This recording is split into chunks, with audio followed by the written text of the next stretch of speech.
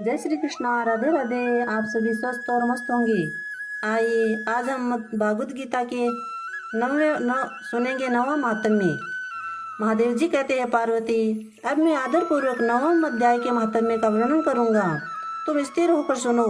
नर्मदा के तट पर महिष्मती नामक की एक नगरी है। वहाँ माधव नाम के एक ब्राह्मण रहते थे, जो वेद वेदांगों के तत्वज्ञ और समय समय पर आने वाले अतिथियों के प्रेमी थे। उन्होंने विद्या के द्वारा बहुत धन कमाकर एक महान यज्ञ का अनुष्ठान आरंभ किया। उस यज्ञ में बलि देने के लिए एक बकरा मंगाया गया। जब उसके शरीर की पूजा हो गई, तब उसको आश्चर्य में डालते हुए उस बकरे ने हंसकर उच्च स्वर से कहा, ब्रह्मांड, इन बहुत से यज्ञों द्वारा क्या लाभ है? इनका फल तो नष्ट हो जाने वाला है तथा यह जन्म, जरा और मृत्यु के भी कारण है। ये सब करने पर भी मेरी वर्तमान दशा है, इसे देख लो। बकरे के इस अत्यंत कौतूहलजनक वचन को सुनकर यज्ञ मंडप में रहने वाले सभी लोग बहुत विस्मित हुए। तब वे यजमान ब्राह्मण हाथ जोड़कर अपलक नेत्रों से देखते हुए बकरे को प्रणाम करके श्रद्धा और आदर के साथ पूछने लगे। ब्राह्मण बोले, आप किस जाति के थे? आपका स्वभाव और आचरण कैसा था तथा किस कर्म से आपको बकरे की योनि प्राप्त हुई? यह सब मुझे बतलाइए। बकरा बोला, ब्रह्मांड, मैं पूर्व जन्म में ब्राह्मणों के अत्यंत निर्मल कुल में उत्पन्न हुआ था। समस्त यज्ञों का अनुष्ठान करने वाला और वेद विद्या में प्रवीण था। एक दिन मेरी स्त्री ने भगवती दुर्गा की भक्ति से विनम्र होकर अपने बालक के रोग की शांति के लिए बलि देने के निमित्त मुझसे एक बकरा मांगा। तत्पश्चात चंडिका के मंदिर में वह बकरा मारा जाने लगा। उस समय उसकी माता ने मुझे शाप दिया, ओ ब्राह्मण में नीच पापी, तू मेरे बच्चे का वध करना चाहता है, इसलिए तू भी बकरे की योनि में जन्म लेगा। श्रेष्ठ, वह कालवश मृत्यु को प्राप्त होकर मैं बकरा हुआ। यद्यपि मैं पशु योनि में पड़ा हूँ, तो भी मुझे अपने पूर्व जन्मों का स्मरण बना हुआ है। ब्रह्मांड, यदि आपको सुनने की उत्कंठा हो तो मैं एक और भी आश्चर्य की बात बताता हूँ। कुरुक्षेत्र नाम का एक नगर है, जो मोक्ष प्रदान करने वाला है। वहाँ चंद्र शर्मा नामक एक सूर्यवंशी राजा राज्य करते थे। एक समय जबकि सूर्य ग्रहण लगा था, राजा ने बड़ी श्रद्धा के साथ काल पुरुष का दान करने की तैयारी की। उन्होंने वेद वेदांगों के पारगामी एक विद्वान ब्राह्मण को बुलवाया और पुरोहित के साथ वे तीर्थ के पावन जल से स्नान करने को चले।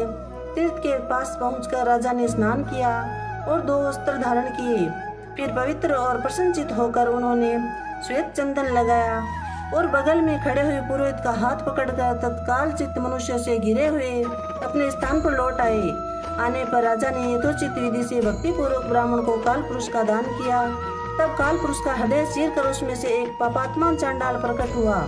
फिर तो थोड़ी देर के बाद निंदा भी चांडाली का रूप धारण करके काल पुरुष के शरीर से निकली और ब्राह्मण के पास आ गई। इस प्रकार चांडाल की वह जोड़ी आंखें लाल किए निकली और ब्राह्मण के शरीर में हठात प्रवेश करने लगी। ब्राह्मण मन ही मन गीता के 9वें अध्याय का जाप करते थे और राजा चुपचाप यह सब कौतूहल देख रहा था। ब्राह्मण के अंतकरण में भगवान गोविंद शयन करते थे, वे उन्हीं का ध्यान करने लगे।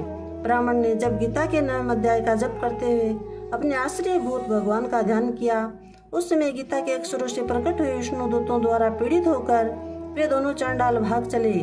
उनका उद्योग निष्फल हो गया। इस प्रकार इस घटना को प्रत्यक्ष देख के राजा के नेत्र आश्चर्य से चकित हो उठे।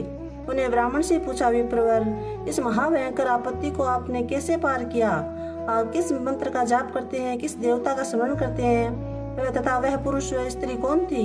वे दोनों कैसे उपस्थित हुए? फिर वे शांत कैसे हो गए? यह सब मुझे बतलाइए। ब्राह्मण ने कहा, राजन, चांडाल का रूप धारण करके भयंकर पापी प्रकट हुआ था तथा वह स्त्री निंदा की साक्षात मूर्ति थी। मैं इन दोनों को ऐसा ही समझता हूँ। उस समय मैं गीता के 9वें अध्याय का मंत्रों की माला जपता था। उसी का महात्म्य है कि सारा संकट दूर हो गया। नहीं पते, मैं नित्य गीता के 9वें अध्याय का जप करता हूँ। उसी के प्रभाव से प्रगट जनहित आपत्तियों के पार हो सका हूँ। ये सुनकर राजा ने उसी ब्राह्मण से गीता के 9वें अध्याय का अभ्यास किया। फिर वे दोनों परम शांति मोक्ष को प्राप्त हो गए। ये कथा सुनकर ब्राह्मण ने बकरे को बंधन से मुक्त कर दिया और गीता के 9वें अध्याय के अभ्यास से परम गति को प्राप्त किया। बोली श्री कृष्णचंद्र भगवान की जय। जय श्री कृष्ण। राधे राधे।